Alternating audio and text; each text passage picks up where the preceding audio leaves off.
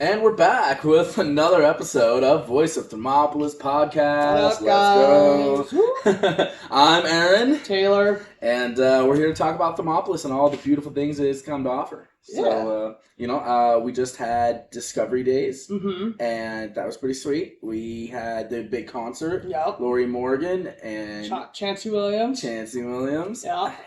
Let's see, what else do we got going on? There's some cool stuff going on over at work. We'll put that teaser out a little bit. You'll stop in if you guys know, and ask the questions. So how was your weekend? You just had your birthday weekend. It was my birthday weekend. How was awesome. the big 3-0? Oh, good. So it was good. The day of my actual birthday was a lot of fun, except for work. No, it's fun. Right? Oh, sure. Work but- is not as fun as. I mean, it really wasn't that bad. Work was good. It was kind of an easy day. Made a little bit of money. Got off work and then spent some time with family. And my sister made a cake for me. It was really sweet. Oh, right. Her and my nieces, and I wasn't allowed to go in the house yet because they were doing a surprise for me. Oh. And I was like, okay, that's really sweet. And so I had to sit outside on the porch. Thankfully, there was shade because it was super hot that day.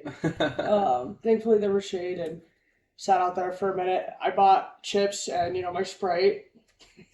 My youngest niece comes out and she grabs my bag and she goes, I'll take this inside for you, but you're not allowed to come in yet. Oh. And I was like, cool, all right. It's Like, doing whatever. in there that is like. Right, I was like, what's going on? And I thought maybe they were doing their cute little like arts and crafts kind of homemade cards thing, and turns out they made me a cake. It was super awesome. Cute. They picked the frosting to be orange because every time we get shaved ice, I always get the orange dreamsicle. It's so good. I love it. Orange dreamsicle. That's one of the go-to flavors. Shout out to Harvey's shaved ice. That is Oh, so yeah, I good. know. So good. And then let's see.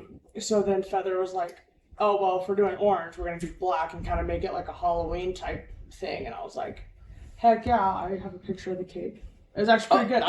I'm not a big cake person, but And make sure you send that to me. I'll put it up on it for everyone else to see. yeah, for sure. Yeah, when we do the editing. It says Happy Dirty 30, Taylor. Hey. Love that. What we got? Hold on. Oh man, don't want to see that picture. Oh, that's so fun. Right. All right. I loved it. I thought You it got was like the awesome. Halloween getup going. That's what I was you saying. know, Yeah, that's what she did. She's like, well, if we're doing orange, we gotta do black for Halloween. And I was like, fair I enough. feel like Mom kind of messed up. Like I'm a Halloween kid. And, I know. Why am I born in the summer? Okay, what happened to spooky season? But no, it was a lot of fun. We did so many burgers. I had so many burgers left over, and Oh, you did though. I brought them to work. I checked the other day. There was Like 1 or 2 left. one or two left. Yeah, I'm like, hell yeah, at least you're getting eaten. that was on me. I'm glad I was somebody like, ate this is them. some protein, and Yeah. that's what I need Yeah, to it feel in my was life. so much. I loved it though. And then Friday, my So that was Thursday. so that was Thursday, and Okay. so then Friday, my little brother, his family, and so my sister-in-law, my nephew came down, and we did family dinner there. They cooked spaghetti and shrimp Alfredo, two of my favorite pastas. Let's go. It was so good. Like together. No, but have you ever mixed spaghetti sauce and Alfredo sauce together in a one pasta? I haven't, It's so but I'm good. not the kind of person to be like, that's gross. I'm like, I need to try this. This could be the secret recipe. You need to try it. The confusing part is do you make it with chicken or hamburger? Like, Yeah. You know what? You change it up and go seafood. right. You bacon wrapped scallops. See, there you go. That'd be tight. But yeah, if you put Alfredo and spaghetti sauce together, it's so good. So what's the ratio? What's the golden ratio for that? Like 1-to-1, or do you make do you go over heavy with the Alfredo because it can be? I think it's 1-to-1 to get that perfect like like 1-to-1. Huh? yeah. I know people mix ranch and red sauce together, and there's nothing wrong with that. You know, Right. like hello pizza, right? But like Alfredo sauce, like yeah, I'm down. I love Alfredo sauce. I It's love so good. spaghetti. So now you got me all thinking about that. Yeah, you're welcome. I got this big trip coming up. So I can't even make it till like Tuesday if I try to do that. Either way. And So then Friday, you got your Yep. awesome dinner. Yep. And then Saturday I went to the park Yeah. Saturday was the Discovery first Days. day of Discovery Yep, Days. the first day of Discovery Days. That was super cool. I tried local lemon for the first time. That was really good. Oh. I got the blood orange. That was local good. lemon. Yeah. Shout out. They do some wizardry over there. She's good. Mm-hmm. Not actual wizardry for all those people that are like really weird about that stuff. It's Harry Potter.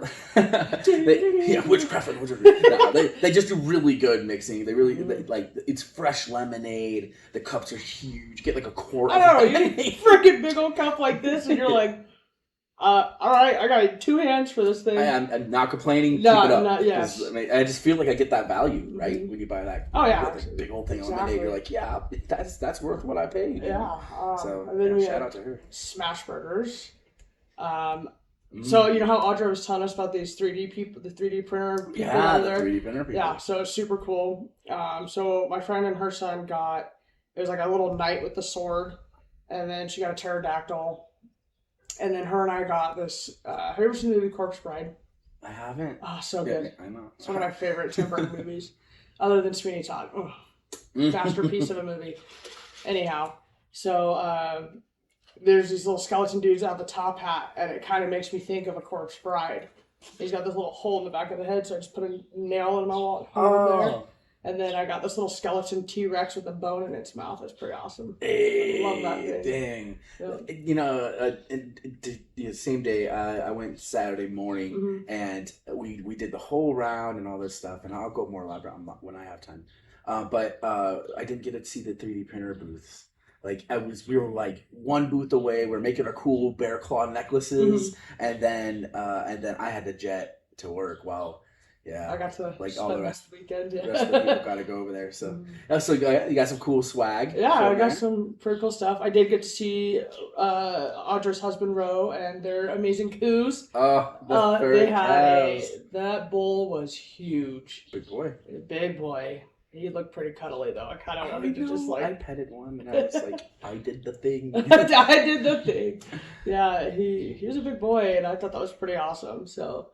Yeah, and then we had the smash burgers. That was pretty good. Their smash sauce is so good. Yeah. They were there for the rodeo, I think it was, here in town, and their fries, you dip it in their smash sauce. Oh, yeah? We got like a secret sauce thing going on? I think they're not telling us what it is. They're not telling us what it is. It's like the Krabby Patty formula, you know? Yes. But yeah, it was really good. It was a good day. Except it was so hot when we were waiting for our food. Even in line just to order, I was wearing my Crocs, and I didn't have socks on because I was like, it's 95 degrees today, and I don't normally wear Crocs unless it's, socks with my Crocs, unless it's to work. But like my Crocs were literally like, I almost had to kick them off my feet because they were burning out. It was so hot. I was like, oh my God, this is ridiculous. Yep. And then went home and hung out for about an hour. And went and picked up my mom and my youngest brother. And then we went and seen Chancey Williams and Lori Morgan, and that was fun. And the drone show was Saturday awesome. night. Yeah. Saturday night. The concert was great. It was so much fun. It's the first time I've ever heard Chancey Williams sing or any of his songs. Yeah? I know a lot of people who know who he is. And big guy, apparently. Like, I'm like, huh. Okay. So I'm not in the country scene, as we kind of know and stated, I think, enough times on this podcast. But I knew at least the name and stuff. Like if it's on the name's on my radar, like you're doing something. You're doing something right. Right. Yeah. I mean, the name's on my radar for sure. I just didn't. For like a genre that you don't listen to, like give me one, I don't know, classical musician, right? That's not Beethoven, like. I said Jody Messina to you, and you're like, who? George Strait. Oh, like boom. Yeah, I know. Yeah, George Strait. But I had a country phase. That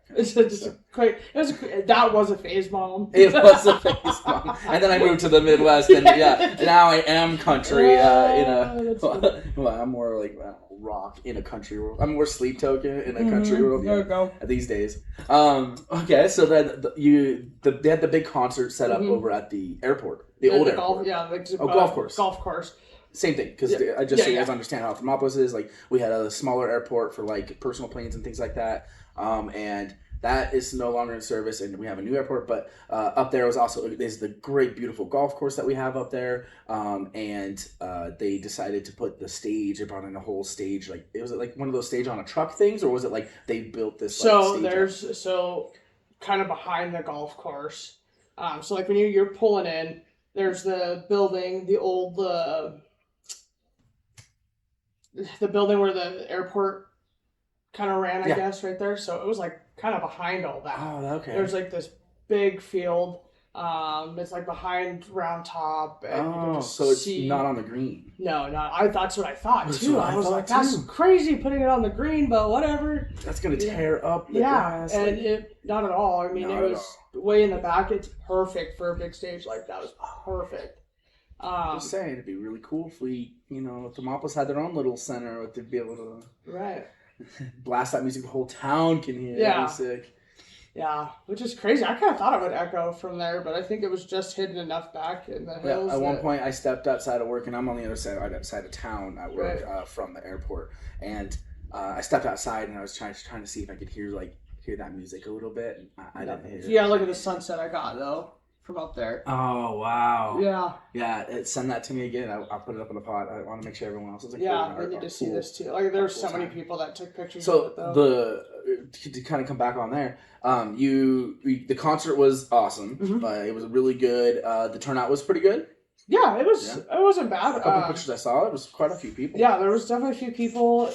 It wasn't as much as I kind of expected, but I mean, it overall wasn't that bad. A lot of people showed up, and I mean, it was super hot, and I felt bad for Chancey Williams because our backs are to the sun. Him and his band are facing the sun. Whoa. And it's still high 90s at this point. And he's trying to get people up and moving, and everybody's like, it's too hot. Like, I mean, you had a few people dancing, but it was so bad. And then the sun went down, and Lori Morgan's on stage. And of course, I mean, Thermopolis is more of a retirement community. Yeah. So you had a lot of older. Yeah, so you had a lot of the older guys or people who were like, okay, now it's cooled down and now we're going to start dancing. But I get it. Like, I being up there, there wasn't really a whole lot of shade, and that really sucked. Like, I didn't even want to do too much. I kind of was hiding by a beer tent because there's shade right here. I'm just going to stand here. Wow. And that's what I did the whole concert because there was shade. So I think that's a topic I kind of wanted to touch on with concerts and stuff, because I went to Hozier in Casper, just like the week before that, it's interesting to think that you would go to a concert and then not be a good fan. Right. I think there's some etiquette that needs to be drawn out a little bit. Like, we need to, people need to talk about this, like concert etiquette.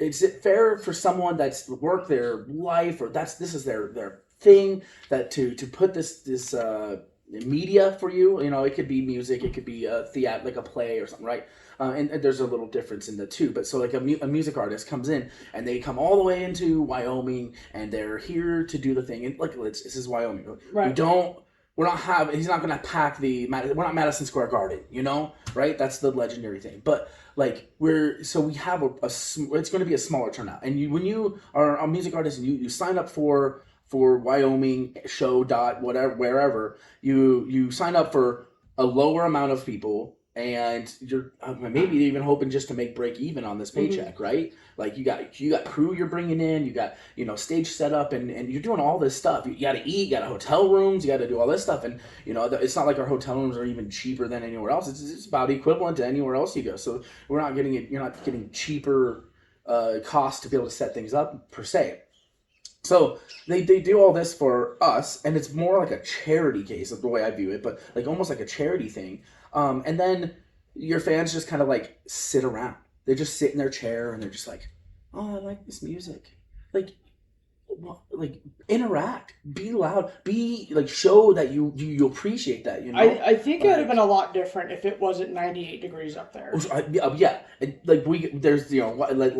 let's be realistic versus expectations and stuff too. Because, I mean, I said, once the sun went down, a lot more people were more lively. The temperature was cooler. Yeah. I mean, you didn't want to have a heat stroke up there. I mean, Oh, yeah, So, God forbid, right? Yeah, right. if So I anything think happened medically. realistically, if like I understand not wanting the concert super late because it ran till about 11 o'clock. Wow. Yeah. So It started at it didn't start gates till open like at 6. 7:30. It was supposed to start at 7, and we didn't get Chancey Williams up there till it was like 7:30, 7:45. Like Wow. it was later, So but Lori just blew it out. yeah, That's awesome. yeah. But I think realistically, if it was a little later when the temperature was going down, it probably wouldn't have been. It's just so like miserable. I mean, you had a lot of those people who were already walking around during the day for Discovery Days or volunteering up there, and you can just kind of see how everybody's like, it's so hot. It's just kind of like we're. So that's a specific time or thing, but I'm talking kind of in general. Right.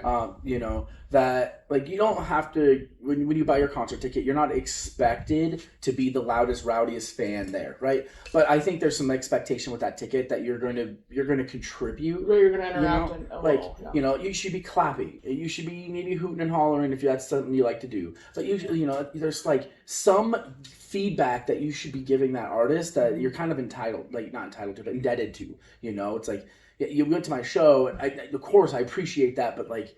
You know, I'm up here. I'm trying to get the energy going because it makes me play better. It makes me feel good about what I'm doing here. And so I'm trying to do that, and I'm doing things like hey everybody, let's stand up. Let's put your hands in the air. Whatever it might be. I'm trying to do a little bit of that crowd work to try to boost that energy. And it's not just for you to have a good time necessarily, but it also would be for me to be able to have that energy, draw on your guys' energy to be able to make this really happen. And so, like, as an artist, you can only perform as well as your audience is. Interacting, like Chancey Williams was great. Everybody was clapping for him, was hooting and hollering for him, and he was like, "Come on, guys, let's dance!" And everybody's like, "You see how hot it is out here?" They're like, "No way!" Just kind of, sure. Just pretend I'm not here then, right? And people did, right? And that's good. And you got to have, I think that if you're, capable of giving that kind of energy, then please give that kind of energy, absolutely, like that. But and if you're not capable of giving that kind of energy, give the energy you got. Right, that's cool. Yeah. I just I noticed that even with Hozier, it's like once the crowd finally came out of the box and kicked off the dust off their shoes a little bit, it was really good. It was really cool. But at Amble opened up. They're out of Ireland. If I'm wrong, please help me. But they were really cool. They were really new. And I don't think anybody really knew who they were, right? They had their fans, but no one really knew who they were. And so it was kind of like low energy, low that. And they were kind of helping build up that energy. So that way when Hozier came in, everyone was like, okay, this is why we held our tickets for a whole year. This is Hozier, right?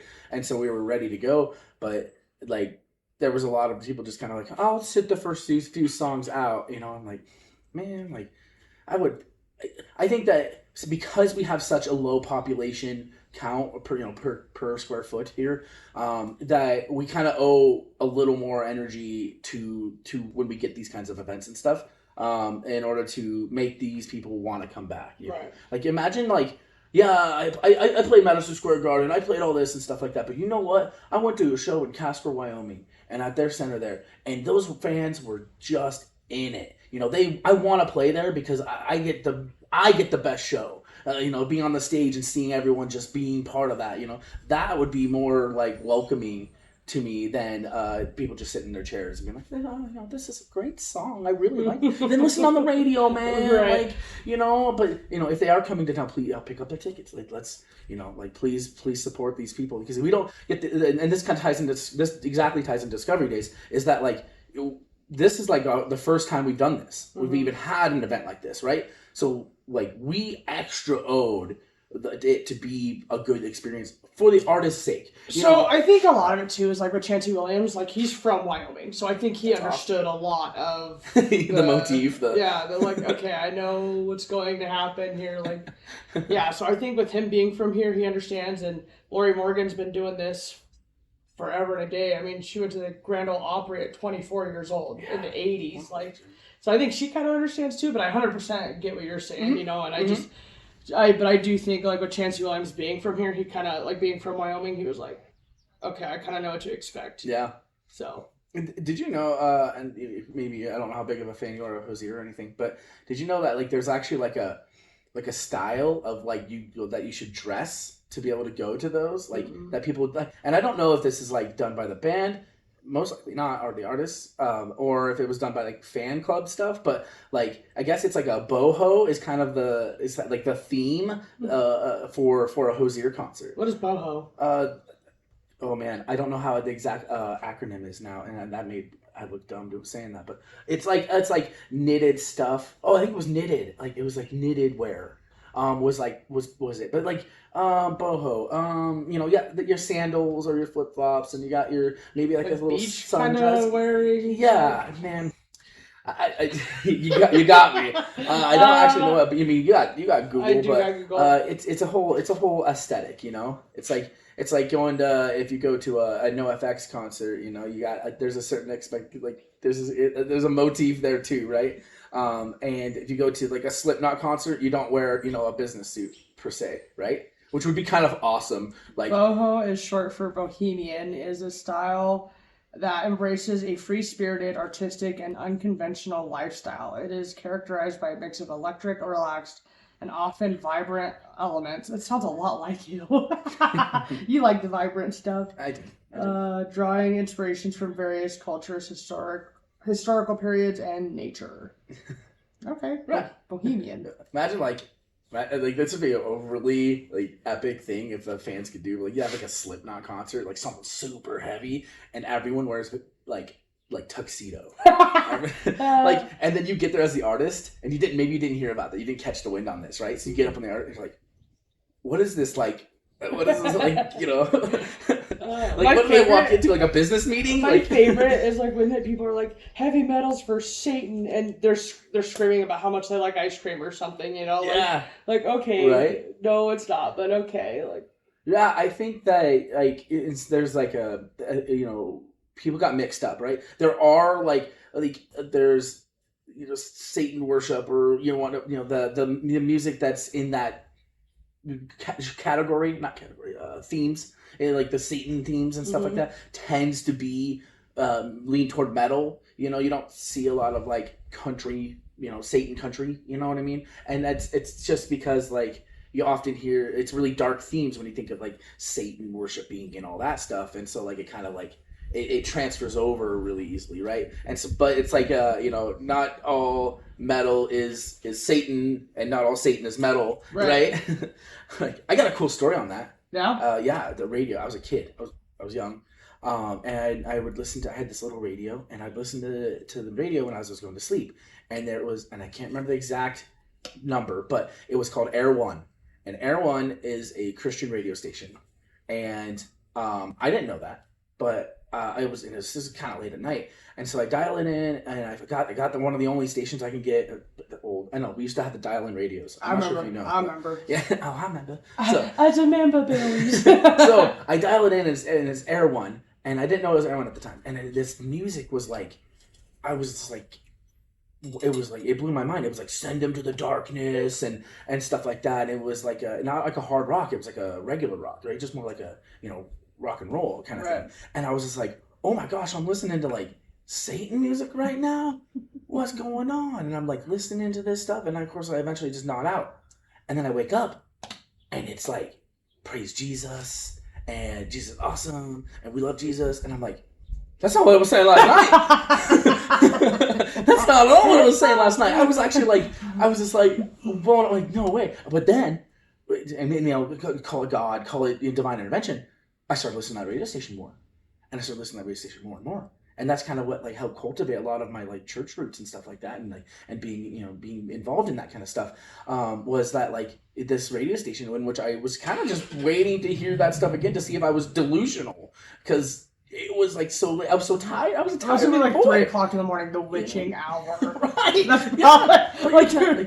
So like I'm just like, what happened? There's no way a Christian radio station would all of a sudden flip satanic in the middle of the night and then come back over, right? You know, so like. And maybe I didn't hear it. Maybe it wasn't satanic. So I was like, the song's got to play again. It's a radio. Like, you got 15 songs on a radio. Right? If that anymore. Like, let's talk about that. Yeah. So yes, hot take for my new podcast. We will be discussing that. Woo! Hey, let's drop it right now. Yeah. So we're going to be doing a new podcast, a side podcast with Taylor. Yes. And we have a name picked out. Send it. Yes. So we were struggling trying to come up with the name. Aaron was like, well, what about this? And I was like, well, it seems kind of old lady-ish to me. I mean, it reminded me of like a cafe, like Taylor's Place. Yeah. Which isn't a terrible idea. It just, to me, kind of reminded me of like, hey, I'm opening up a cafe and right. Couldn't figure out an original. Audra's Copper Coup, is that what you're trying to say? No, we love Audra, okay? We love Audra. This is where we're at, by the way. Love Audra. Anyway, so coming up with the name. So I'm texting with my friend, and shout out to Angelica because she helped come up with this name, and I love it. She mentioned Out of Pocket Podcast. And I think it's a great idea. I think that's what we're going to flow with because we're going to say some out-of-pocket stuff. Man. Yeah. Out-of-pocket stuff, and I'm so ready for it. The concept of that one is take off the filters, take off the some biases and stuff, and just be able to just talk about like whatever Taylor comes up with. And we won't necessarily be discussing kind of the same stuff we discuss here on this podcast because this one is still a very, very unbiased truths about Thermopolis, whereas the other one is more of like hot take, this scary movie was crap, or like it's gonna be a little deeper into that, but try to keep it a little more of a hang than like an informational like kind of thing. Right. We'll probably be swearing. Yeah. We'll probably say some things that are out of pocket. Of pocket. And so so expect that if that's something you're interested in. We'll have links to it on the Voice of Thermop page once we get things launched and stuff like that. It's probably going to be another at least couple weeks to a month before we can actually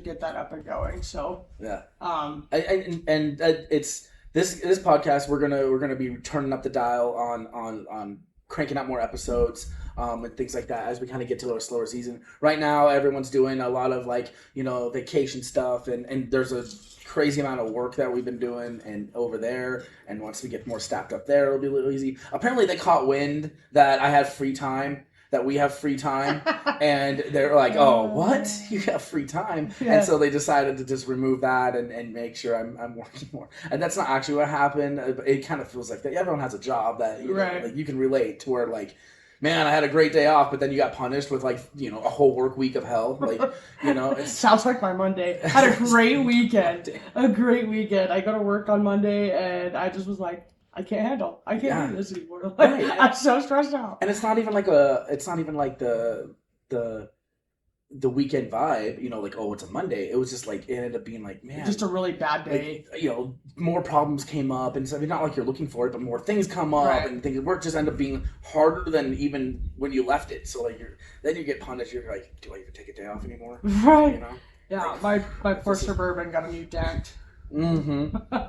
We're not going to discuss that, but I'm just going to say female drivers, but stick to this podcast. We'll get to that a little later. Yeah, that was a little out of pocket. That's a little teaser for but teaser. It's the meme. It's the joke, it's right? The joke, and there's I got a lot more. Anyways, that's why we have another podcast. That's why we have another podcast coming out. Yeah. Oh man. I do have family and friends who are actually going to listen to that. I sent like kind of a mass text, was like, everybody, this is awesome. Yeah, like, hey, if I started this podcast just kind of talking about life and just out of pocket stuff, and they're like, yes, absolutely. And I was like, thank you. So we already have some support for that. Yes. I'm so ready. Shout out to Josh Rathman. He's going to design a logo for us, and I'm super stoked for that whenever he can. We brought him up before. Yes. He's done some great work with Braden Harvey and doing the logo for Stars and Pipes LLC. Excuse me. The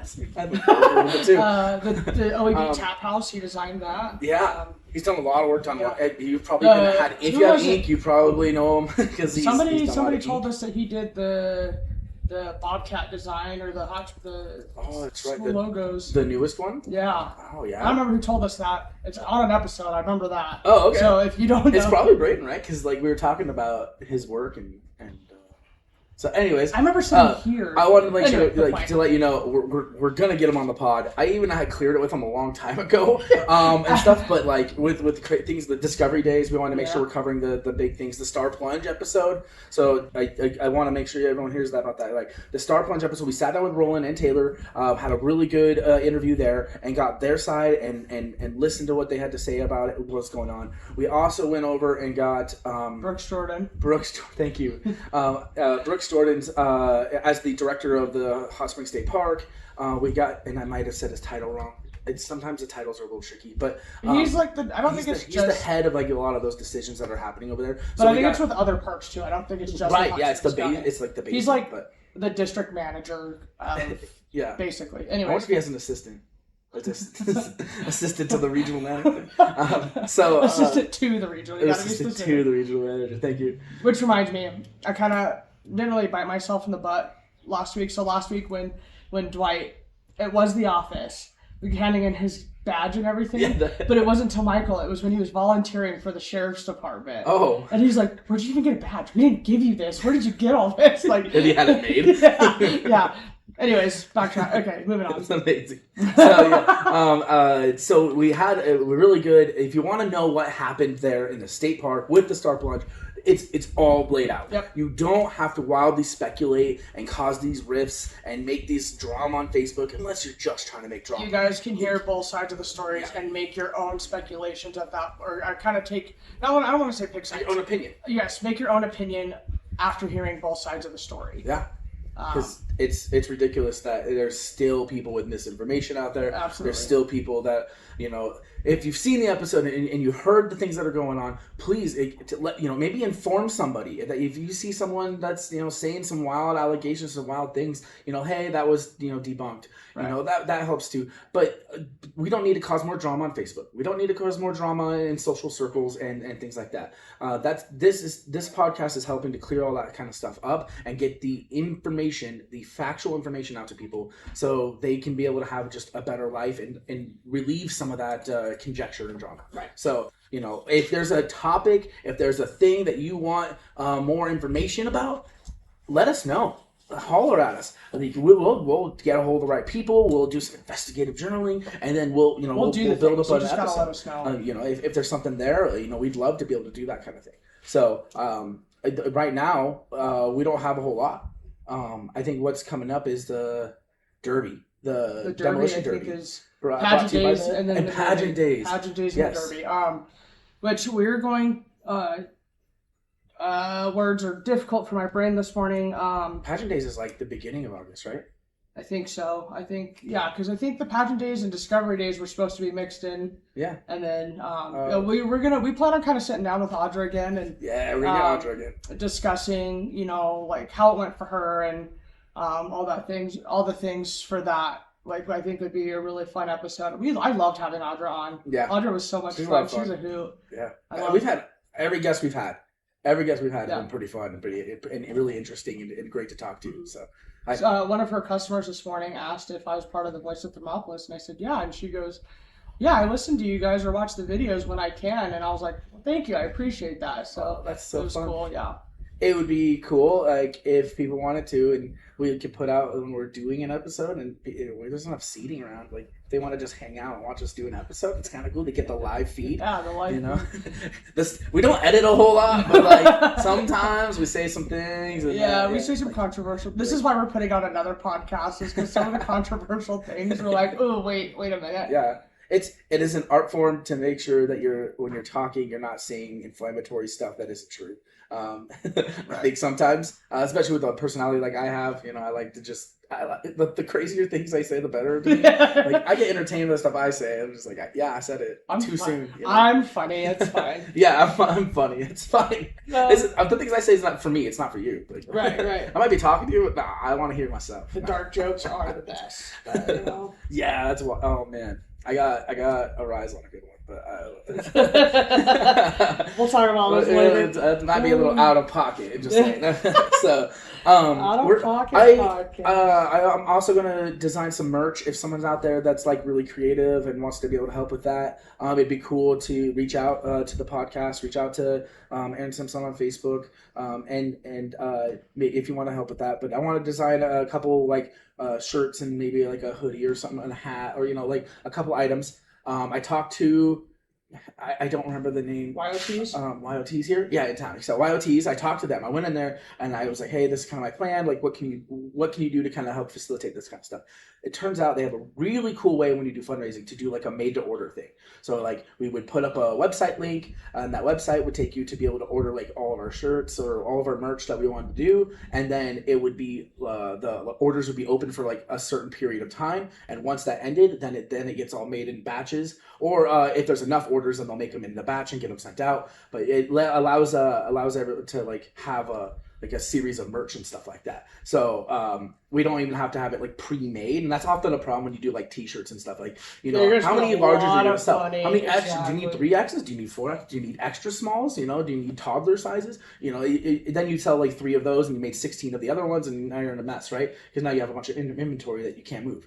But when it's like a made to print to order or made to order kind of thing, then it's like you make only what you're selling because you already sold it. Now it's just being shipped. So that's going to be really cool. Shout out to that link. And YOTs, you guys are great. You guys have always been so great.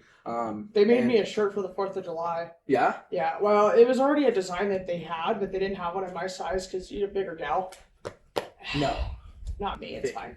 Fake news. Yeah, this is really just, have you ever seen, what is it? Big Mama? Where he puts on the fat suit and pretends to be the Nana or whatever. Or the Baby Mama one where she's being the surrogate for the other lady. And she's just Tina Fey. Tina Fey and what the hell's her other name? Amy Poehler. I love her. Oh yeah. Amy Poehler and Tina Fey. That movie. Anyways, so that's funny, really what this is. I was just ashamed of not. We wanted to help with body positivity. Yeah. I wish that's what this was. Though I'm back on it. Like this weekend, I have a whole like hike thing. I'm going to Aspen, Colorado. I leave after we film this podcast. I'm gonna get my stuff together and I'm out. My buddy who lives in Laramie is already headed that way. Oh jeez. But it's like an 8-hour drive for me, and it's like a 5-hour drive for him. And I just plan on finding a place to stay, maybe even just sleeping in the car at the trailhead before I take the hike in the morning. And then we're gonna stay out there. We weren't able to secure a permit to actually stay at the hot springs that we're gonna be hiking to, but there's sites before then, so we're gonna take and hike to site, set up. Then we're gonna be able to hike the rest of the way. We'll be lighter packs and everything. Mm-hmm. Be able to hang out at the hot spring and then come back in the evening after. How long does this hike?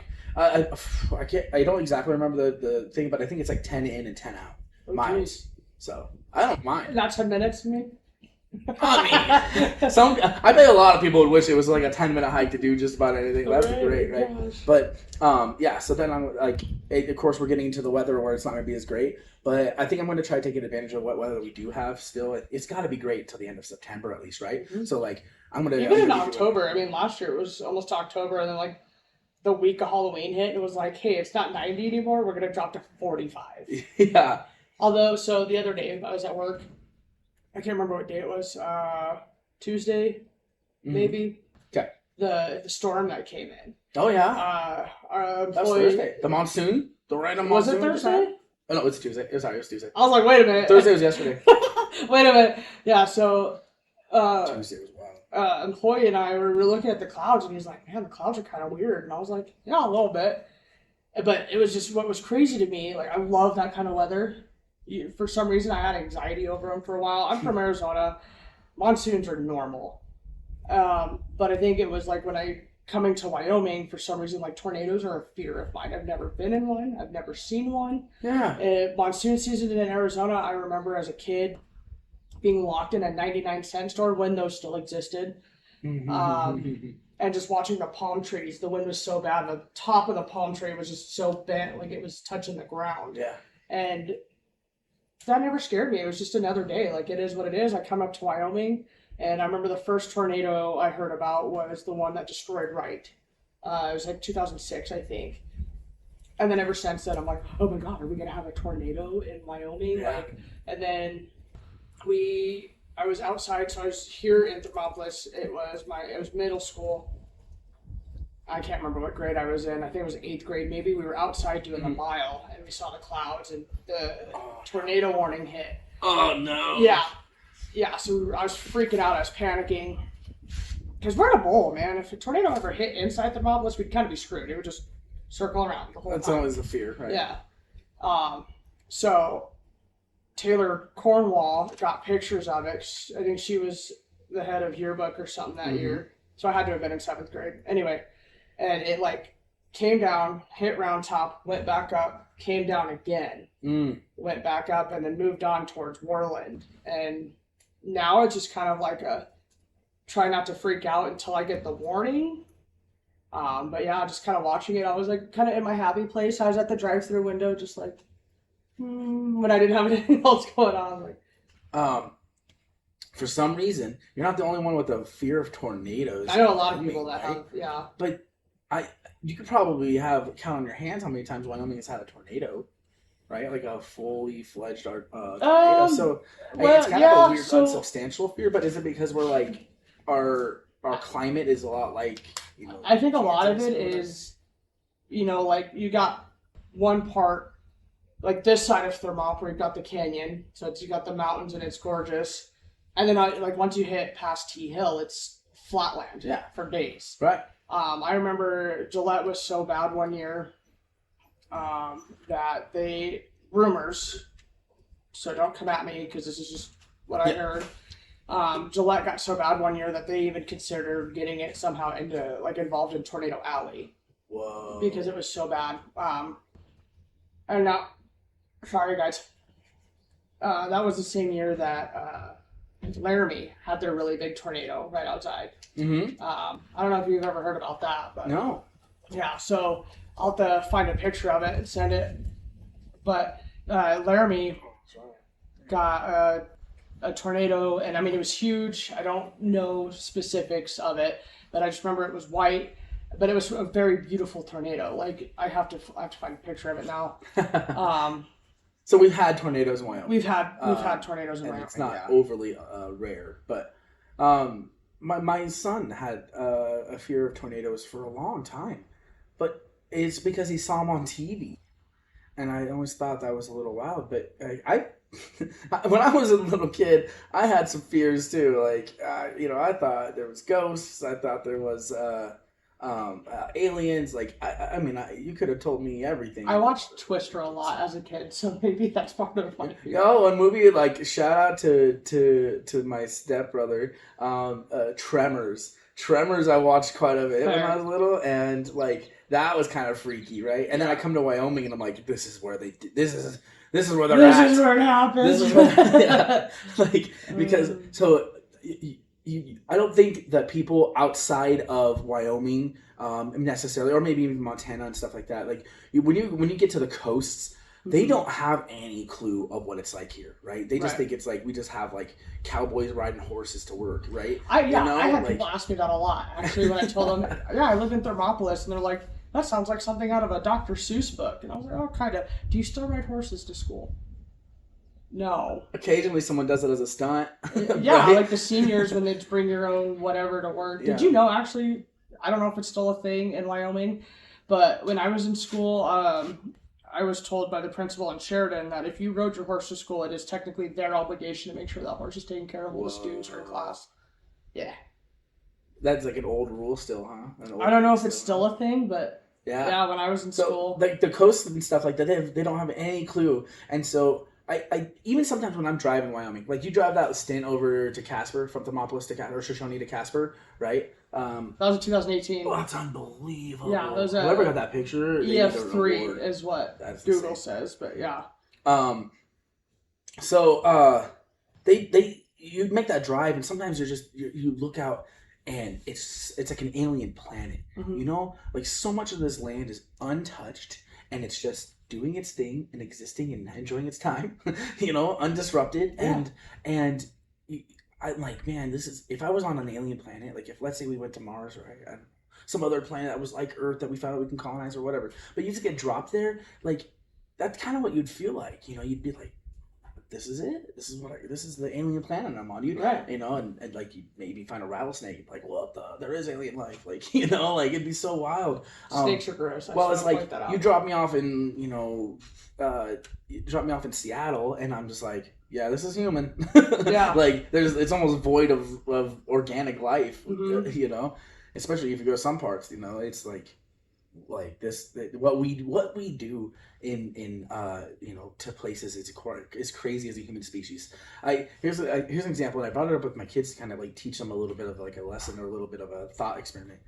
Is that like in Minecraft? Okay, most people know what Minecraft is. If you don't, especially now after the movie. It's a video game, and you have blocks and stuff, and you like is this Wyoming? You make your own. I did watch it. I did watch the movie. I think we're in Wyoming. I lost my stuff on that one, but so it's like it's a little video game where you kind of like a sandbox, right? You get to like build your own little houses and interact with the environment and stuff like that. Like these zombies and stuff. At night, little creatures come around and stuff like that. So. Probably not the best representation to explain it to somebody, but it gives you a gist. Anyways, most people understand what it is. So I was like, what it does is when you first make your world, you're just put on a spot in this world. There's nothing like built as far as like structures, except for if you find a village and stuff. But typically, there's just like you're just in the middle of like a forest, and immediately you're a human, right? So immediately you start tearing the environment down. You break down a tree to get the wood. You build the wood into a little, tools, and those tools you use to destroy the land even more. And you're just like, what you end up doing is like, from the point in which you existed, your influence just starts to grow, and you're 6 hours in of playing or something, and you look around, you've probably destroyed so much land, and you've probably made all these things and did all this stuff. You just destroyed like all this organic life in this world that you just existed in. You just started existing in, right? And like that is one human's influence when we go to do something. It's like we land somewhere in Thermopolis, right? But before it was even Thermopolis, and then immediately you just start sucking the life out. Like you're killing creatures for food. You're harvesting this resource. You're making that resource. And so like it was really eye opening to me to be like be able to show an example of just like how destructive things are. And I think that the lesson kind of goes is like, try to give back, try to make it so that way the life can continue rather than just stripping it all into nothing, because eventually you get something like California. Eventually you get something like downtown Detroit, New York City, Seattle, right? It's just there's nothing, not even a organic tree. That tree was probably planted there, and it was genetically altered anyways to be able to survive in an environment that it was never supposed to have a sidewalk tree, right? So yeah, it was kind of a tangent, but like if you think about the destructive nature of humans, it's crazy that one person it takes up 10 square miles of damage, and then you have a billion people. What are you doing? Like over a lifetime. So that was. Sorry about that tangent a little bit, but it was teaching a lesson to the kiddos about like the true nature of like what we do as humans and stuff like that. So when we get to Mars, I'm sorry, but Mars ain't lasting very long. Mars is a little smaller than Earth. Like we get 1 billion people up there. Yeah, there's like 3 billion people in the world or something like that. Like come on. Yeah.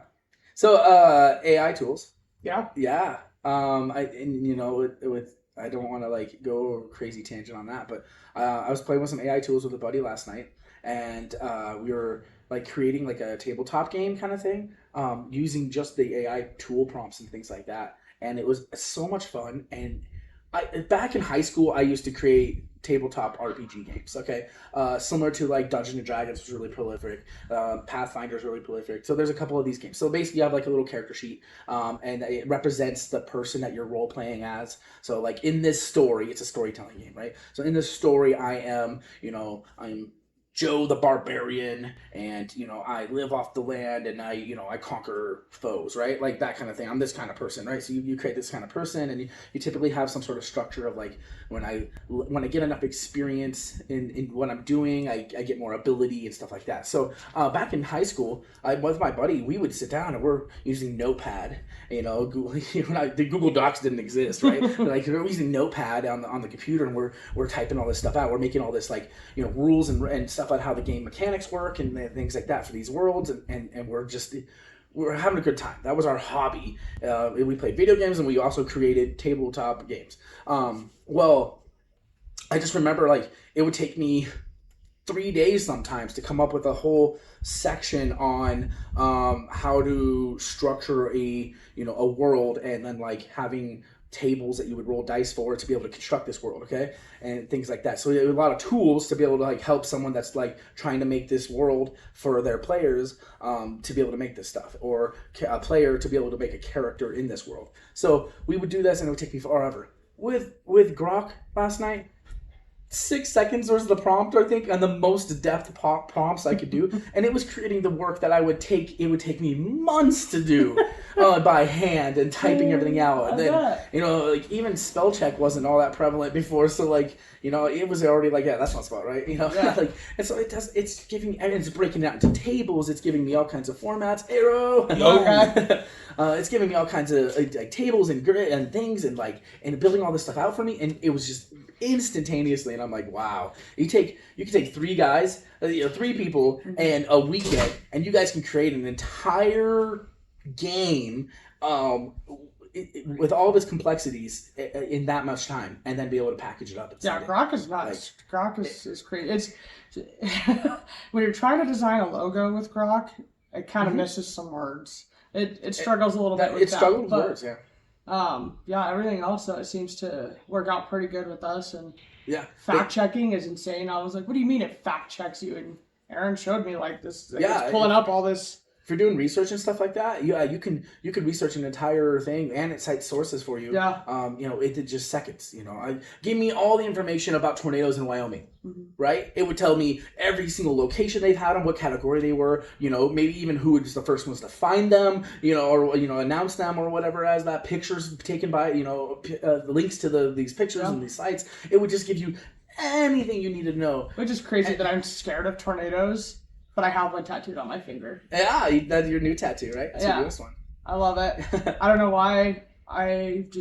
I need Doodle Bob. I'm a huge SpongeBob fan. I need Doodle Bob. There you go. Like, I got that one. That was free, and shout out to Dakota. Like, it was really cool. He did that for me. It was a fun time. My first tattoo, So now I gotta get more, because I already, Yeah, the addiction has started, man. It's crazy. Like, when I don't know about addiction, but definitely the interest is. Believe me, you're still a baby at this. Like, it's an addiction. Like, as soon as this one was over, I was like, I need more. I want more. Give me more. Like, you're almost feeding for it half the time. Well, I thought, like, I could just do that with a Sharpie, draw something really cool.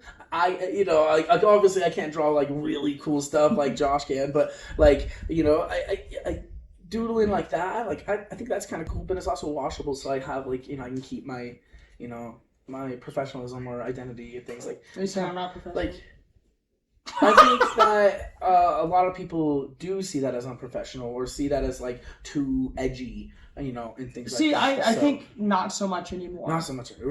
I'm glad that society's growing. Yeah. Like outside of like egregious face tattoos, and stuff like that. Like, I think that everyone's pretty accepting. We can't say everyone, right? That's the generality I don't like to make, but a lot more people are okay with that kind of stuff. Right. An employer isn't going to bar you because you have a tattoo of a star on your shoulder, right? I mean, my thing is like, how do my tattoos make me unprofessional? None of mine are extremely inappropriate. Yeah. I don't have a naked woman tattooed on me, nothing like that.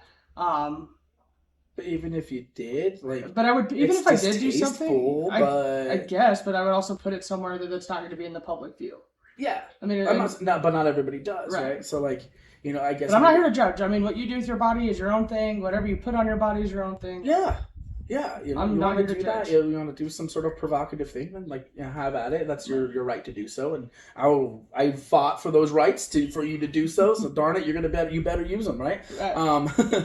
But like, if they have a really spicy tattoo, we can call it, something really edgy or whatever, like it does kind of say a little bit about you, right? It's like that's your interest, that's something that you thought was okay to just have in the open, and so it does kind of say a little bit, but it's not, if you have really very tasteful tattoos, and that kind of stuff, and not everybody does, and so like there's that bar, right? I think initially people are like, oh my gosh, any tattoo is is like too edgy for me to have, like a person that's going to put ink on their body like that. But it's so, the history of tattoos, like if that was the case, like I mean the Hawaiian culture is all about tattoo work. I think a lot of Japanese culture has tattoos for before they had guns. You know what I mean? Like there's a lot of cultures, but yeah, right, that looks like it hurts.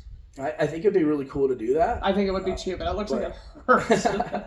Yeah, after getting this one, I was like, oh, I guess it's not bad at all. Certain places, like, so the inside right here didn't hurt so bad, but the underside, call me a tough guy. I think I can handle it, but, I'm built different, so. It's like somebody just grabbing your arm and, like, constantly pinching you for 4 hours. Yeah, that nerve line that goes under there, that's a thing. Yeah, that hurts so bad. It needs to be redone, but I'm terrified because it hurt. Like that one hurt the most out of any other of them. Thankfully, though, like tattoos nowadays, it's like, well, it could be a symbol of your past. A lot of tattoos are like in remembrance of people and family and things like that. There's a lot of good meanings and stuff like that.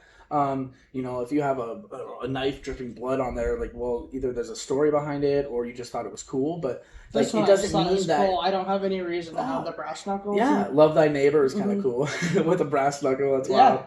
But like so something like that, right? It's like it's brass knuckles, and so like it can be kind of edgy, but it doesn't mean you're gonna go take brass knuckles and start beating people, right? Like, and that's what technically illegal. That's what people, with their paperweights, right?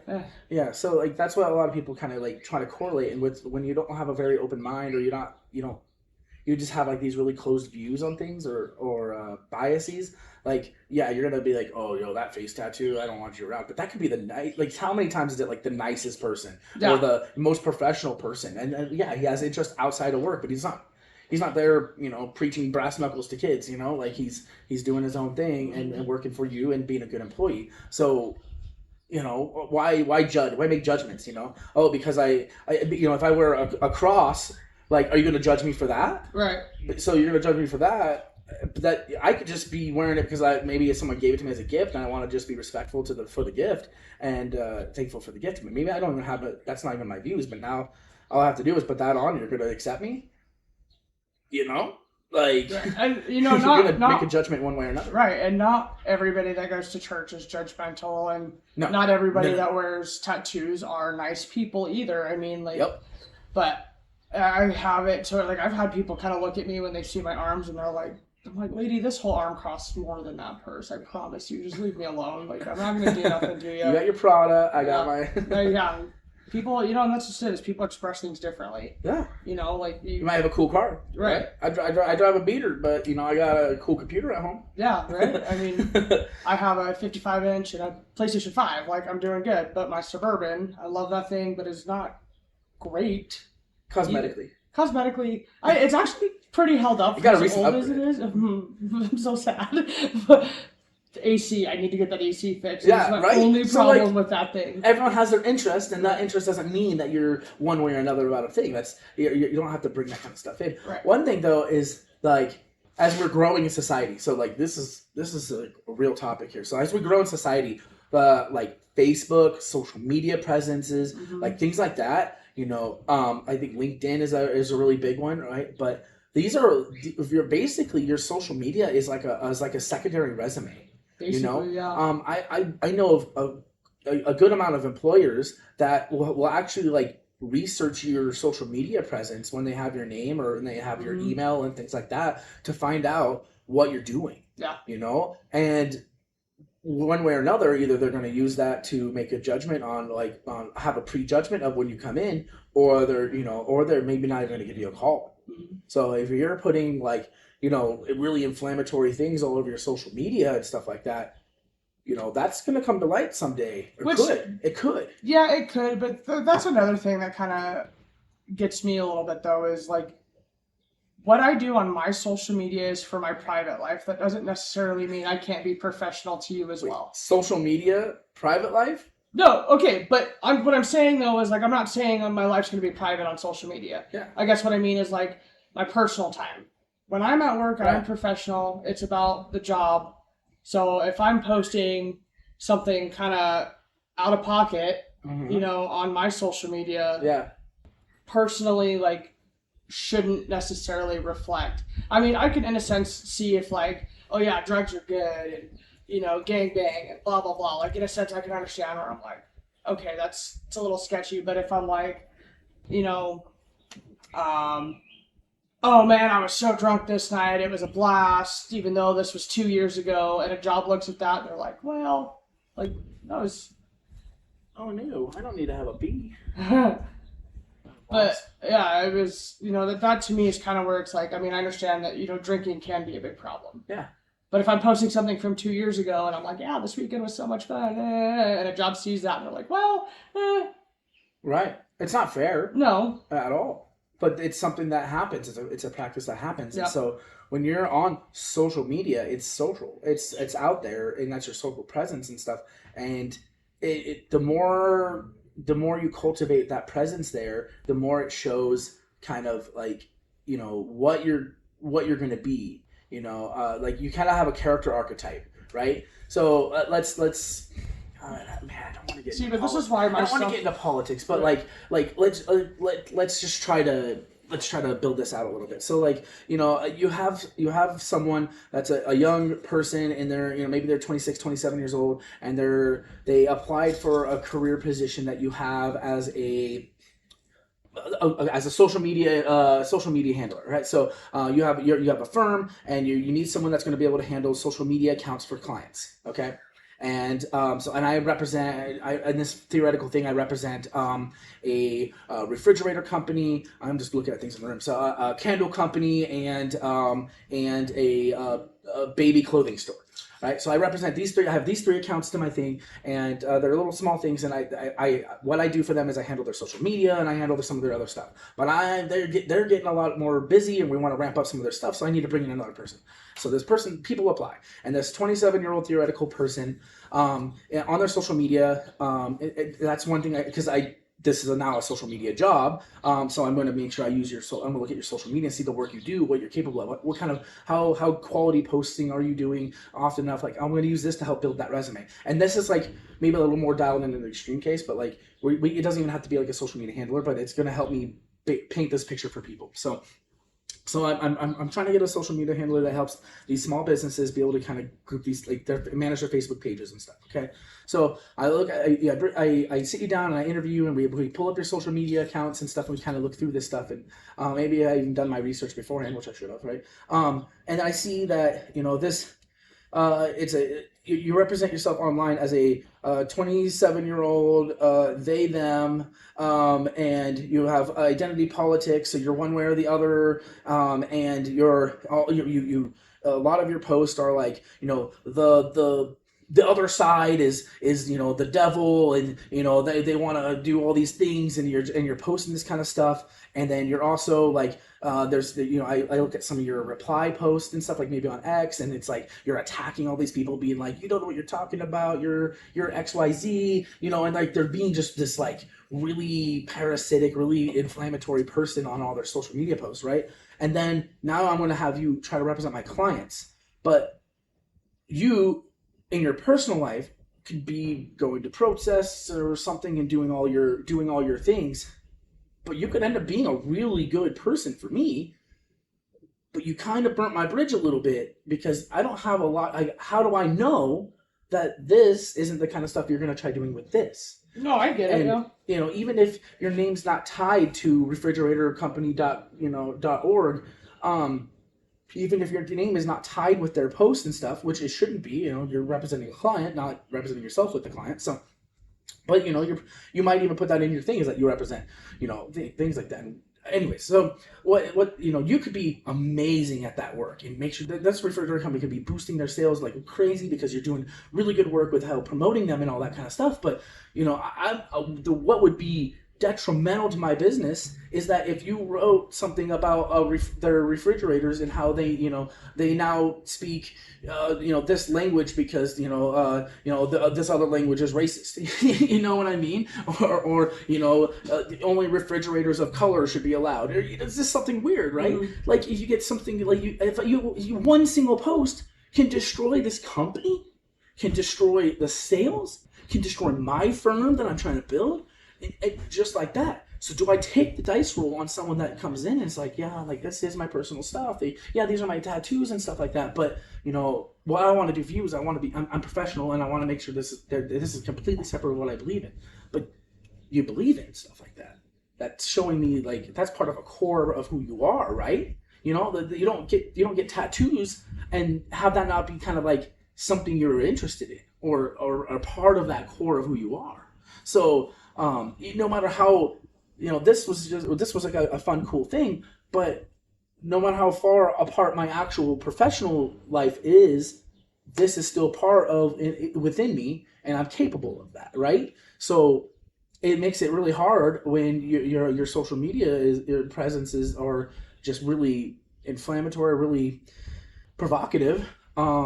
To be able to secure jobs. It doesn't even have to be something like representing social media stuff. It could just be like, I want a job at the grocery store, and I want to be a cashier or something like that. But if everybody knows you as that, like, really toxic person or something, and then they come in and be like, oh, we're not going to check out number 2 because, like, Aaron is just, you don't want to be a part of that, Like, I have stuff in my personal life that a lot of people probably have problems with, But I don't bring that to anything I do. Especially professionally, like, I represent the company and I want to make sure I do the best for that company. And my personal life is my personal life, but I still have a character, and so if you don't like that I'm who I am, then you might not do that kind of stuff. So I just wanted to kind of say is like your social media, your tattoos, your clothing style, like the vehicle you drive, like how you keep these things, like it adds to this portfolio of like who you are, and we use that as a way to predict how you're going to act per se. So is it fair for an employer to use these resources to try building some sort of a portfolio of you before you're at the interview, or maybe even considering the interview or not? Maybe not. Like, but and maybe a lot of employers have missed out on really good people by not giving that person a chance. For me, if I go to a job and I get a job, I'm your best worker. I'm going to try working the boss out of a job. That's how I take it as a work ethic thing, that kind of stuff. But that doesn't mean that, if you want to judge me on my social media or in my background or anything like that, like you might miss out on one of the best employees you're going to have. Right. Because, that's how I would view it. That's how I view work. But you wouldn't know that if you didn't get an interview with me or didn't sit down with me or you watch this episode. You know what I mean? So I just wanted to, like, I don't know. It wasn't much of a conversation. It's kind of a rant. But what do you think about that? Like, do you think that you should be judged on that in the portfolio, or do you think it's just completely unfair? I mean, like I said, is I can understand if like you're posting, derogatory things, the Nazi symbols and stuff, right? Nazi symbols, you're being racist, or like I said, drugs are good, let's do all the drugs and yada yada. But if I'm posting something from 2 years ago that I was like, ooh, super hammered that night, great weekend, like, why are you going to take something that happened? 2020 was wild. Right, like, why are you going to take something that happened 2 years ago to who I am now? People evolve, people change. Oh, yeah. I mean, I'm sober now. A lot of people still are like, right. You really? Like, I had a problem. Yeah. Now I'm sober. So, like, what do you think how long does something have to be in the past before I shouldn't be judging as much? Like, what do you think? I think it depends on the situation. Like, you think, like, that super rager party I had a year ago was something that... I mean, that was a year ago. Oh, man, I can't believe I tried mushrooms and that LSD really messed me up, bro. I mean, that's fair, but how many people are actually going to post that on social media that they're doing LSD? And I don't know. I mean, that's fair. I went to EDC was too wild. I don't remember half of it. You know what I mean? Like electronic. I guess it just depends on how you word it too. I guess, but like in a sense, I could see how as an employer interviewing somebody, and somebody's like, "Oh yeah, these shrooms were crazy," and you're like, "What do you mean?" I can understand how that is kind of controversial, but if you're like, "Man, I don't really remember what happened," it's kind of like, okay, maybe you can chalk it up to just they got blackout. Yeah, because and to some people, drinking is way more culturally acceptable than doing mushrooms or hard drugs. Yeah. Right. But I like how if I'm a heavy drug. I was a heavy drug user, and over the past 6 months, I got sober. I did some IOP services. I'm seeking help, and I'm been sober for 6 months. I'm just not something that's going to stop me from giving you that extra chance. Yeah. Everybody deserves a chance. What about last month? As long as I'm very much, as long as you're working on yourself, and because I've been around people who've done drugs. I had a friend who was hooked on heroin, and she took me around her dealer. Damn. Yeah. That sucks. Yeah. And I was the only one she had left. So would you hire them? Knowing how she was prior last to doing week, you just went. So knowing how she was prior to the drugs, she was a hard worker. And she was a great friend. If she was still doing drugs, probably not. She got so unreliable. But if she was trying to get clean and working on herself, then Yeah, I'm all for if you are an honest, trying to change your life, like you deserve a shot. Everyone, I think second chances, third chances. If you're trying, then I want to make sure that I think that everyone should get afforded that opportunity. Right. And I definitely think that you shouldn't be judged by your past. Like, you judge me by at what point in my past do you get to judge me? I was in the military. Like, you want to judge me on that? Go ahead, right? But I was also in Washington State. You want to judge me on that? Like how judge me. Now I was also part of a church for a long time, and I was going to be a youth pastor and everything. Right? You want to judge me on that? Maybe that's not your religion, and you think you have your own biases. So I think regardless, somebody is going to find something about you to judge. Yeah. Regardless, but if you're a judgmental person, then I think you kind of already shot yourself in the foot, right? Like, if you're a judgmental person, you already lost yourself a lot of opportunity for people around you to show you that they're better. Right. Right. You don't necessarily get the best of people when you're judgmental. Mm-hmm. Like, definitely. See, I'm also very much the type too that first impressions, they are lasting. If I'm just meeting you. That's interesting. And if I'm just meeting you and you're sitting here and you're like, I don't know, like all of a sudden just out of nowhere being crazy, and you're like, hey, I don't know you, but yay South in the Civil War, and it's like, what? Like, that's crazy to me. It's crazy. Yeah. Like, that's just that hasn't happened, but sure. Something crazy. So we just met. I'm like, yeehaw, like, right. South will rise again, whatever, right? Okay, think of it this way: is like, ranchers came into work the other day, and you had customers. Oh, they're so rude. And it's like, do you even know them? Mm-hmm. You know what I mean? It's kind of like that. Like, they just walk into the building, and you're automatically going to take something from their looks. Like, what does that say about you as a person? Yeah, you started judging them. Yeah, immediately. What you saw, right? Right. So, like, that to me, like, if I had just met the person that was saying this about them, it's like, I automatically am not going to be a fan of you because all you did was take one look at that person, and immediately you're like, yeah. I think you handicap yourself completely on that. Like I said, you don't get the best of someone when you're judgmental to them. Right. Like, if you're a judgmental person, the people that are around you and that you've judged according that are okay, that you've deemed that were acceptable, and this stuff, that you're always going to find something to judge them on. Like, their actions are always going to be under scrutiny, right? As a judgmental person, you're always kind of like judging, and you're always like reading in or trying to dissect a lot of this stuff, right? Oh man, she talked to that person over there, and like that conversation lasted way too long. I wonder what they're conspiring to do, right? You know, like stuff like that. It's like, but not even that. You just have closed mindsets too, and you lose a lot of opportunity because like that person might have been talking to that person because maybe they you know. We can keep using like a religion as a thing. Like maybe they were talking about accepting Jesus into their heart, and yeah, they looked a little wear for tear, or they were a little bit. You judged them as a not cool person. Like, oh, I heard they do drugs. Like, but maybe this is that turning point for them, right? And you're not. That's why AA and NA uses Christ as a big, like if you open your heart to him, then he can help.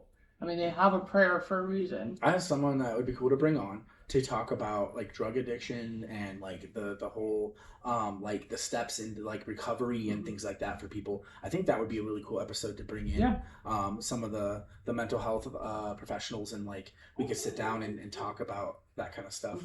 I'll talk to them and see if that's something that they want to put together. It'd be kind of fun.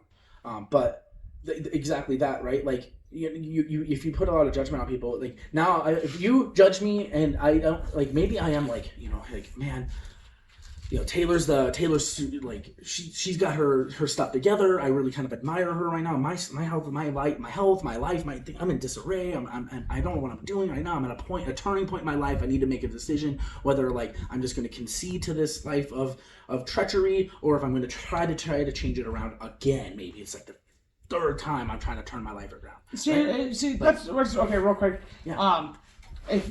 to me, it doesn't matter how many times you start over, as long as you're trying to do better than the last. Yeah, isn't that always the case, right? Yeah, and like it takes one person to give enough of a chance to someone to turn their entire life around. If everybody writes that person off, no matter how much they're judged, and like what degree of judgment. Maybe you just like, you don't like me because I wear blue shirts. This isn't blue, but shout out to my mother. I don't know how I picked out the shirt. But so I wear a Thermopolis hat, and you just don't like people that wear hats, and stuff like that. Which is a wild. We're trying to use like trivial things because to prove a point and stuff like that. So you just take something so small and you're already writing them off. Like I could be like, look, I don't like wearing hats too, but this haircut I got was so bad that now I've just decided to wear hats, and it's comfortable at least. It's Wyoming. Having a sun visor on my head all the time is actually pretty helpful. And something like that. But you don't know the story, right? And then like you get them to write off, but like hey, like maybe if you're like, hey, like I know a friend, they're a barber, like we can get your hair cut. And maybe, that would be it. And like, you know what? I really just needed that. Like I needed that little piece of help that made that difference. And now I'm going to stop wearing hats. And we can use hats, and you can insert something here, right? I'm going to stop wearing hats. And that gave me enough of hope that like, okay, I can come out of this. So, writing people off a social media account or a post or a conversation they had with so-and-so, or maybe something they said or something they did, I think that like they need to have the consequences for their actions. So, if you did something wrong, man, wow, I don't want to give an example that would be like really like, oh my gosh, Aaron. But shoplifting. Okay, there we go. That's something I think society kind of deems as a low threshold thing. So shoplifting, like oh man, they shoplift all the time. But like maybe if they had the right influence, that would be enough but they didn't want to shoplift, but they shoplifted because they're hungry. They shoplifted because they're in a point in their life. Not saying that shoplifting is good by any means. We're not saying go break the law. Yeah. Just want to clarify. Correct, right? And you don't know the reasons and stuff like that, but if they had the better influence, or if they had the right people that, if you think you're so high and mighty, maybe that's being reaching out and just being that like that person that pulls them from the mud, pulls them from that thing and gives them that influence of like, hey, we're going to do better from here, right? Like we're going to be, I'm not going to be by your side all the time, but in this moment, like I want to be able to give you a little piece of that, like, hey, but it doesn't have to be like this, right. Like think, I how far are we in? I'm sorry. No, you're good. My watch just keeps buzzing because of notifications. An hour and 18 minutes. Oh, okay, cool. So we're not too far. We can kind of wrap things up a little bit, but I was a young I was a young kid once. I know, shock. Weird. It was a grocery store called Red Apple, little tiny little grocery store. And I was really young. Right, I rode my bike all the way across town. It must have been like a mile across town, and I was with a couple of kids from the neighborhood. They were not so great kids. Well, at least their influences weren't so great, you know. And I got tied up with them, and we shoplifted at this grocery store. Right? And it was like one of the kids, as we were leaving, ran back in and grabbed a handful of beef jerky or something, and then tried to walk out. We got busted, as we should. And the police came in and all that kind of stuff. And like it the I had the fear of God because my mom was on her way, and she was not going to tolerate that. I knew I was dead to rights, but the police officer was like, you know, hey, you know, this is a moment in which you shouldn't you're a young kid. You don't have to continue this kind of stuff. Like he really kind of opened up to me, and I was at that point. I was just like, holy cow, you know, like how my have I fallen? I keep thinking I'm like this, you know, like really good person, and now here I am talking to the police, waiting for my mom to show up because I was shoplifting. Like, you know, where did I get to? And then after that, like I got more involved with another friend of mine that was actually really involved in the church, and his family was in the church, and he invited me, and so I started doing things with him, and it was really good thing, really positive influences in my life. And then from there, like that's where I started building. You know, like I have a really my integrity is something I really I'm a stout on. You know, I'm an honest person. I want to make sure that, you know, I help lift people around me up. I don't want to drag people down. Dragging people, there's enough things that drag people down. I don't need to be one of them, you know? So like I changed my life, not just because of that moment, but that was one of those bricks in the wall that built, or bricks in the foundation that built me up to, you know, something that I'm proud to be. I'm happy to be a person that like helps people, that does podcasts to help people, that, you know, I take the shirt off my back, you know, if I could, and I do that for so many people. And I got some on that, but I don't even need to put it on this. But and so like, oh, that's bugging me. Okay. So just to say that, like, you know, a social media post could have been their shoplifting moment, right? Right. Or their, you know, they threw a rock at, you know, a stray cat across the street or something like that. But that could be one of those moments in which that, like, the right influence can come around and be like, hey, that's not okay. No, you don't have to scream and yell at them, but maybe you just go, hey, you know, don't do that. That, you know, that's another animal. That's another, you know, living entity. We don't need to be doing that to, you know. Right. Like, you can have that moment in which could be an impact, and maybe it's a brick in their foundation. And, you know, so no matter how small, it could be something. And I think people deserve second chances and everything. When I was in Sheridan, I was doing classes for my GED. We had some gal come in, and I can't remember exactly what she was teaching, but you could, like, she was talking down to us, like almost like we were stupid because we were doing our GED. And we sat down with like our teachers and stuff, and we're like, we can't have her back. She made everybody at this table just kind of feel terrible and miserable, and like that's just it. I've always been very much like, teach me. Yeah. Teach me that I'm doing something wrong. Don't scream at me. Don't like, oh, are you stupid? You can't do that to people. Yeah. You have to. I'm a very understanding person. I'd like to think that I am. Mm-hmm. You know, like, if I'm doing something wrong, I need you to talk to me in a calm voice and teach me, like, hey, here's how we can do things better. Don't just be like, are you stupid? We need to do it this way. Like, no, because now I don't want to do shit for you. Excuse my French. Like, I don't want to do anything for you if you're going to talk to me that way because of a small screw up. You know, like, I've always been very big at, don't, like, teach me. Don't correct me. Teach me. So the wording on that, though, don't correct you but teach you, isn't teaching you in a form of correction? Yeah, there's a specific way that you can say it. I can't remember, so that's like all that could come to my head. But so like, correct me but teach me. Don't be a jerk about it. In mental health work, there's a term that's like, you meet the person where they're at. Like, it's like a recovery term and stuff like that. And that's kind of it. It's like, I don't need to talk down to you. I meet you where you're at. You might not be trying to change your past habits, right? You're not going to, you know, change the people you're associating with right now. You're not going to stop doing drugs. You're not going to, you know, but you might be able to make the change of a small change right now. I'll meet you where you're at. You're willing to, I don't know, quit drinking. You're willing to quit drinking right now, and you've had a bad experience, and this could be that moment in which, like, if I meet you where you're at, maybe I can, like, help you with that, with not drinking. We can provide some alternatives, and we can work on that. But it doesn't mean I'm going to change the rest of your, like, like, I'm not going to change the entire rest of your life right now, because that's not where you're at. That's not where you're at a place to be able to move that. So, like, that, I think that you can use that kind of language for a lot of things. Is just like, these people maybe they applied for the job and stuff, and they're wanting to change kind of what they've been doing into something better, and then this opportunity for this job, and they sit down and they can explain this to you in the interview. It's like, hey, like, I have a history of doing this stuff, and I'm just trying to, like, get on the right foot, at least, get somewhere. Right? Get a chance. One chance could change my world, Right. And this is the chance I was hoping to make, and this is how how I wanted to bring that. And people, please interview better. Explain in the interview, what your ambitions are, and how you're going to be that asset. People, they don't teach that kind of stuff anymore. It's like how to interview well. And they don't teach that stuff at all anymore. I mean, you don't really, as far as I know, like, you don't do home ec anymore. I mean, and to me, like, I mean, yeah, sure, some people are gonna use calculus. Mm-hmm.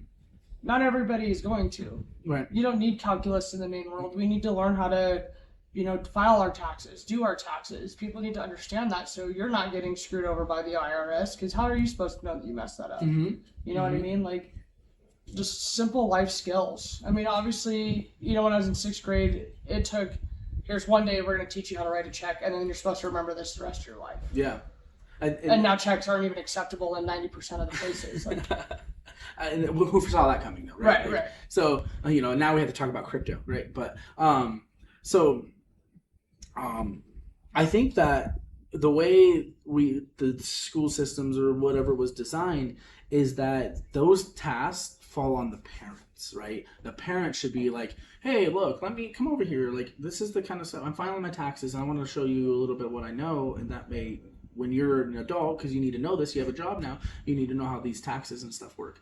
Hey, like, so I think that, like, and that's where it's supposed to fall on the parents, but come on, we're all just trying to get by, and we're all trying to figure our stuff out. Right, too. but what about the single parents who are working 4 jobs to make sure that everybody has that's a roof what over their that's head, what I think that, like, I think how unbelievably common is it that people say exactly what you're saying?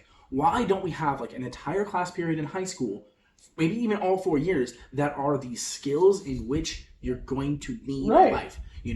How do I find how do I buy a house? What is the process in which buying a house means? Yeah, exactly. Like, one quarter could be financials and how to like, okay, here's your taxes, here's how to budget.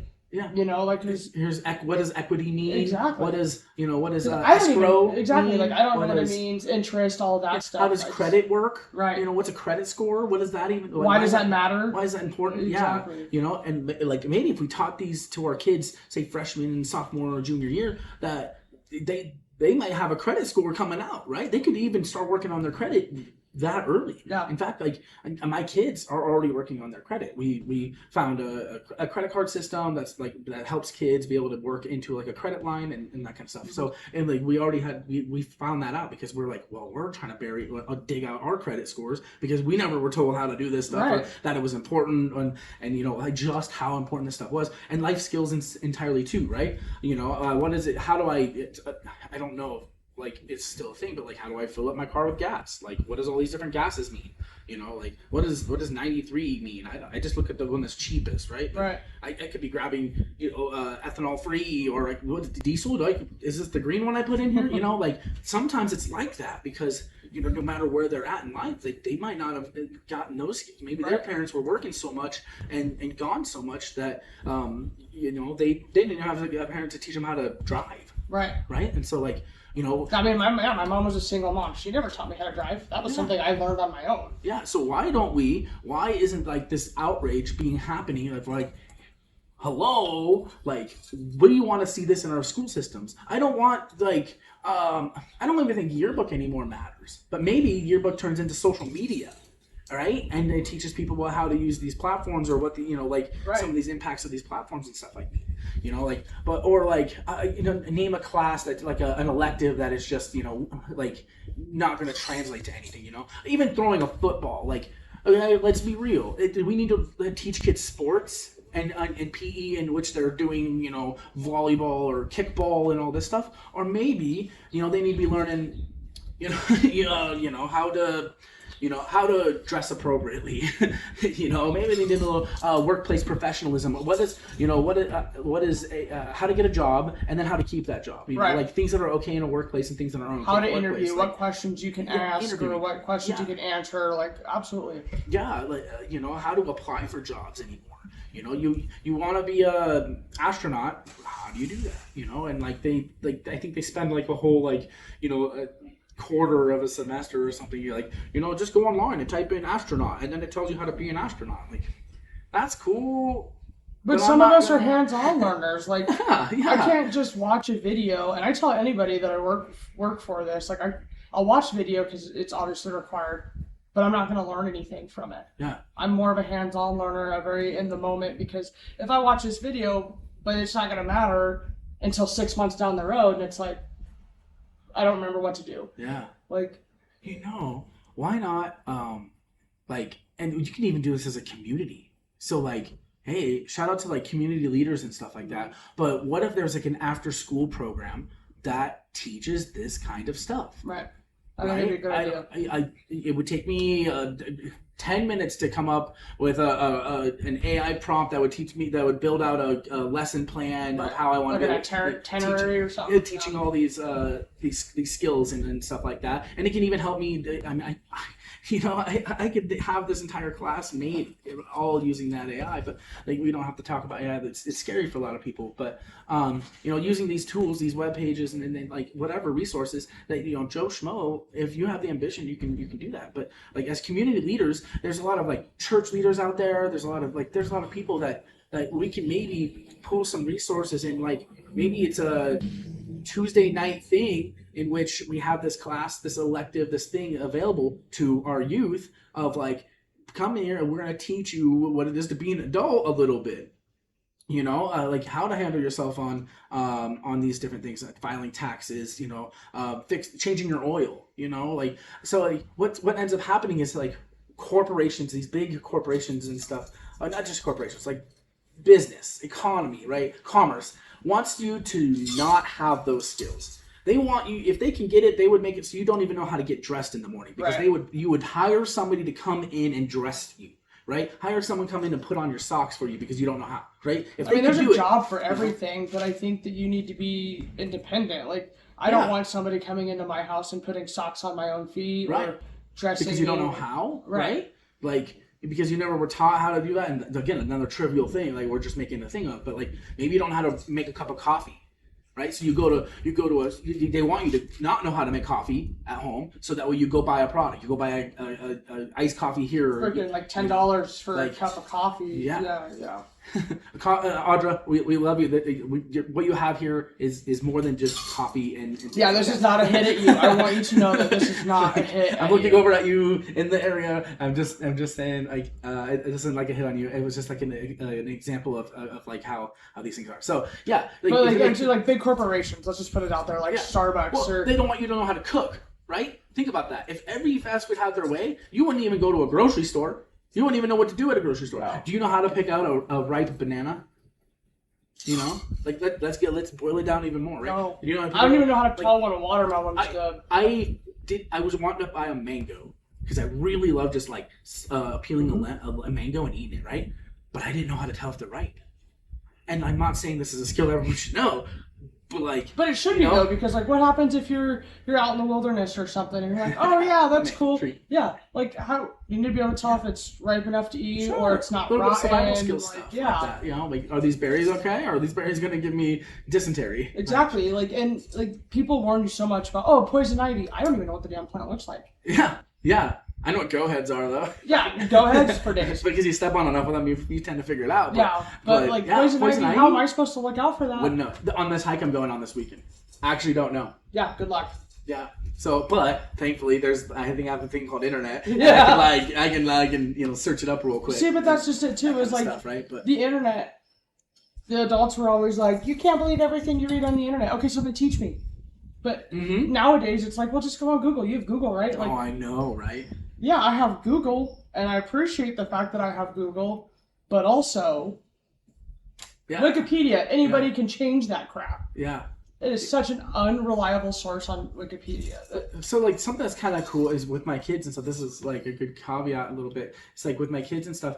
When I grew up, and I go, we're driving down the road on a road trip, and I go, hey, Mom, why are the trees green?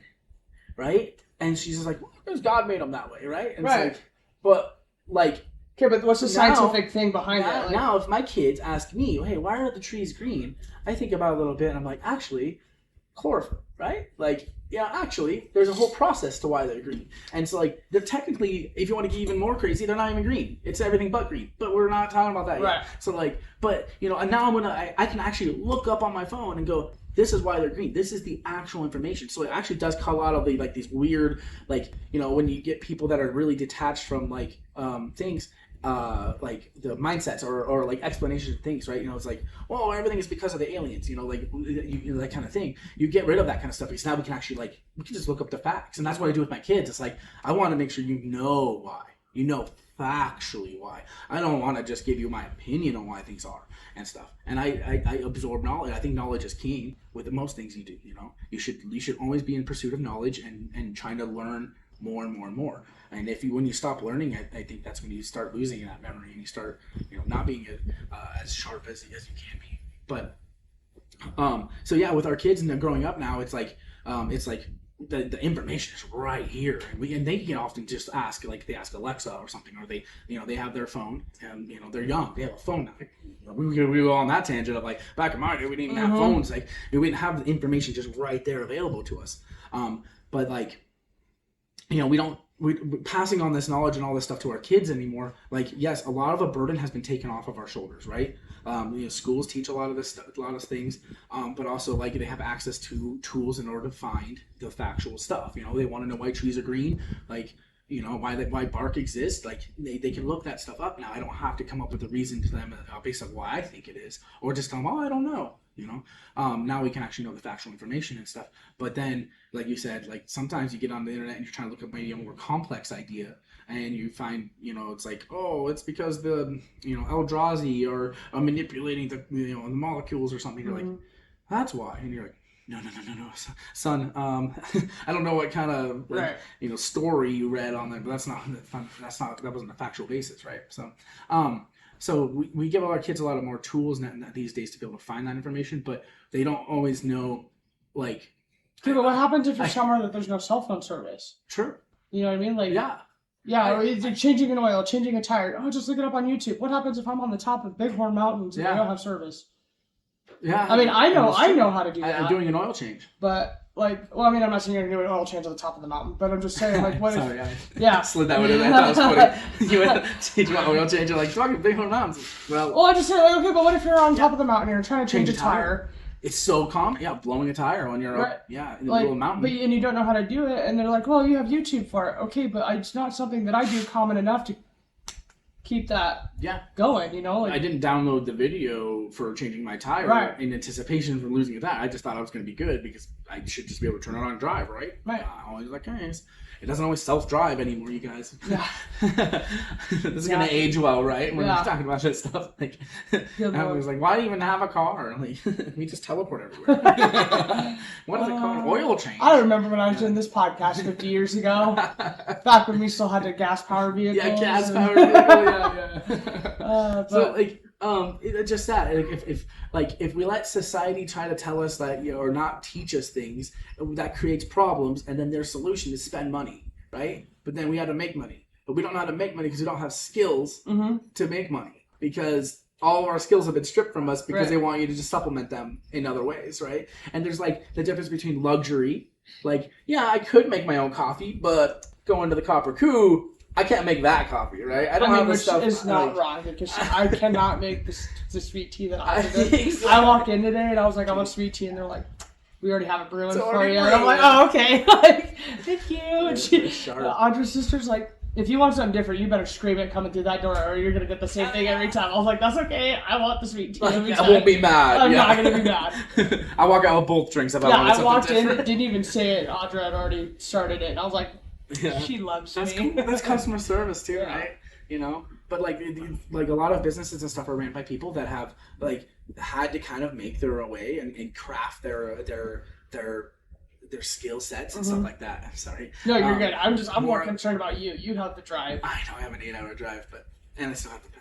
Yeah, it's already. Hey, Corey, but I'm still doing this episode right now, and I said I was going to do the episode really quick, and then I yeah, it's get on the road. 1:16. Like, you better. I promise I will be there. It might be super late, but I have no problems driving endless hours. I'm good at this. So, I don't even know if he's going to see the episode. I'll probably talk to him today, or tonight about it, or tomorrow about it, and he's going to be like, all right.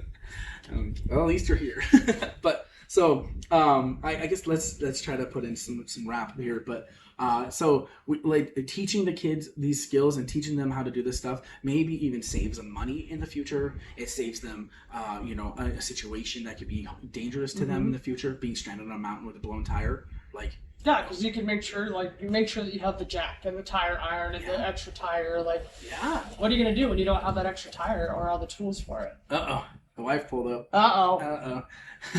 So like you get all these tools. Yeah, you wouldn't know to need all these things if someone maybe didn't teach you, or maybe you watched a YouTube video, but you didn't know to watch a YouTube video to prepare for this. You thought it should just be fine, right? How many people? Like, there's all kinds of people that like just do things and they think it's just going to be fine, right? They didn't know XYZ. So I think that cultivating these skills for our youth now. It's more important in this generation when we have amenities and things that are so easy for people, and we have so much information at our fingertips. But it's even more important now to develop the skills for our children and our youth to be able to to maintain some sort of independence from economy, from XYZ services, from all this stuff. If we can teach them that, then they can at least be able to function in a world that's just trying to strip away any self-reliance they have. And we're in Wyoming, so we're like, well, you should be able to identify poison ivy or something like that. But if you're in a city, it's a whole different landscape. You drop us in a city, but drop someone that's been born and raised in small town, Wyoming, and into a major city. It's a different animal, all right. So there's etiquettes in which you don't look people in the eye that much, right? If you go to Egypt, you can't look at them in the eye. In a bigger town, if you hear someone screaming or whatever, you tend to just not look at that, because if you end up looking at that, now you're involved in that. And now, as a witness, there's things can get really wild really fast. But if you don't know this kind of stuff, you can be like, oh, I need to go help them, because you're just a genuinely good person growing up in a small town, and everyone helps everybody. If you hear someone go, help, you help them. But in this case, that could be a trap. They had their kid going, help, and then they can lead you down this alley, and now you're getting jumped. And you don't know this kind of stuff exists. Just like you don't know you needed the jack for your tire in the mountains in case something happened. So let's build up our youth. Let's help the people that that we're in charge of learn the skills of life, and we can have a better society going forward. But if we strip everybody of everything, we're just gonna be all puddle people. We're gonna be sitting in our thing with our headset on our head, and we're not gonna be doing anything. We're just gonna be dopamine drowning forever and always, and shut off to all of reality, and that's what's going to be. That's it. We're just like Wally. Yeah, thank you, just like Wally. So sorry for the tangent. Reach out. And the rant. Reach out. No, I'm not sorry. I think that this is the kind of stuff the podcast needs to be covering as well. It's we have a call to action. We have something that needs to happen, even with as an adult, as a leader, as no matter where you are in the system. Even if you're a kid in high school right now, you're a kid in middle school right now. Listen, reach out and learn these kinds of things. Take opportunities to learn more skills. To pick the brain of the people that are around you, the influences you have, and try to be a better person that isn't reliant on just spending money on something. right? Build up some life skills. Ask your parents about taxes. You know, you might get some, maybe ask a couple parents or a couple people about taxes, you know, how to get a job. Ask them, you know, like let's ask questions and get these answers from the people around you and your influences that you look up to, you know, and maybe we'll have a better society in the end. Yep. So we love you guys. I definitely gotta get on the road here soon. Yes, you do. And you know, we'll have another episode coming up. We'll have plenty of social media stuff going on.